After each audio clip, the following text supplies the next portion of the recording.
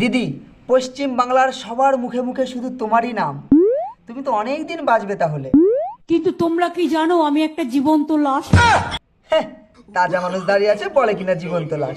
পশ্চিম বাংলার গোষ্ঠী ষষ্ঠী পুজো করে দিল আর বলে কিনা জীবন্ত লাশ। আচ্ছা যাই হোক, কি হয়েছিল বলো তো শুনি। আমার মাথাটা মেরে ফাটিয়ে চৌচির করে দেওয়া হয়েছিল। বলো কি, কি দিয়ে মেরে মাথা ফাটালো? একটা ডান্ডা মারলো লোহার, আচ্ছা, লোহার ডান্ডা মারলো, তারপর কি হলো? মাথাটা ফেটে গেল। আচ্ছা, মাথা ফেটে গেল। তারপরে কিছু দেখতে পাচ্ছিলা তুমি? আমি দেখতে পাচ্ছি গল গল করে রক্ত পড়ছে। আচ্ছা, তারপর কি হলো দিদি? আর একটা ডান্ডা মারলো। আবার আর একটা ডান্ডা মারলো, তারপর কিছু দেখতে পাচ্ছিলে? আমি দেখছি দুদিকে ঝরঝর করে রক্ত পড়ছে।